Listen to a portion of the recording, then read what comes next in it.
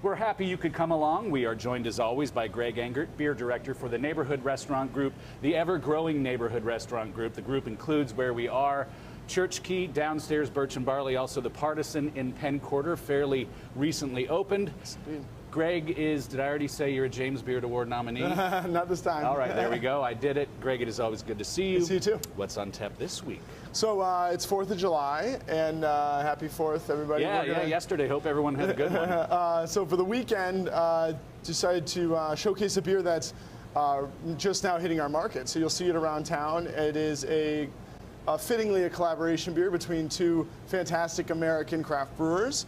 The two this time around are New Belgium Brewing Company from Fort Collins, Colorado, and their neighbor, literally just down the road, Fort Collins, from Fort Collins as well, Odell Brewing Company. And so together they've created this beer, which is called FOCOllaboration, or Fort Collins collaboration beer. Which is legal in Colorado, yeah. among other things. So FOCOllaboration is an amazing classic American pale ale, a little on the stronger side, 6.7% alcohol. And they came together. This is technically in the New Belgium Hop Kitchen series, which is a new series that they started. This is the 6th iteration where they're investigating the more hop-driven aspects of their portfolio versus some of the more classic New Belgian styles we'd expect. So they were looking for a collaborator this go round. They decided on their neighbors, and even it's pretty cool if you see the label shows kind of the two breweries, which are really they're right around the corner. We were out there in Denver CBC. We visited, brewed a beer with Blue Jacket at New Belgium, and when we were leaving, Odell's right there, and then famously in between, there's just these big wide open fields that are populated by prairie dogs, so that's why they have the prairie dogs on the label. But really just a great classic American pale ale, pretty straight ahead, and this is super fresh right now, so it's really brimming with hop character in the nose. Almost has a little bit of a kind of a two-hearted nose to it, but more of a tangy, lemony sort of finish than two-hearted, right? Okay. Yeah, definitely. A little bit more malt character as well. That's what nice. typifies it as more of like a pale ale than an IPA or even a session IPA or anything, because it does have nice hop character. So the comparison to two-hearted is apt because they do use a lot of Centennial in this. Citra, which is a pretty well-known, no longer really new hop anymore, that gives a little bit of a grassy quality. They have some Cascade, that's that lemony tang, as well as some Amarillo, and there's a hint of pine in there to boot. So when they decided to do the collaboration, they actually brewed it at both breweries.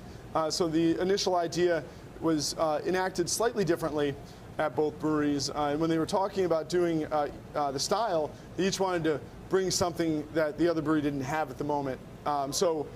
New Belgium at first was thinking about doing not just Citra, which is a tough hop to get, but also Meridian. They decided not to use Meridian in the New Belgian recipe, so that's not in here. And then Odell has a great English malt from a maltster near Leeds called Fawcett.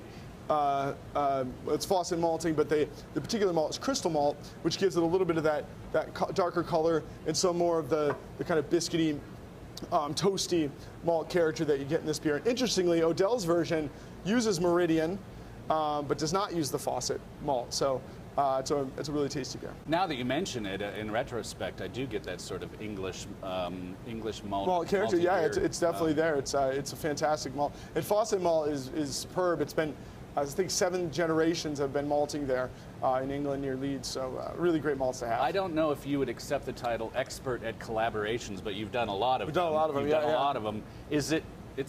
I'm trying to remember if it's unusual that the brewing is done at both breweries. Isn't there, like, sometimes there's 3 brewers together, and they usually do it at one it's all spot. done at one spot, yeah. And then later on, some breweries will one of the collaborators might rebrew that collaboration at their own brewery. You'll see that from time to time. But I think it is cool here that they decided to do it 2 different pilot batches.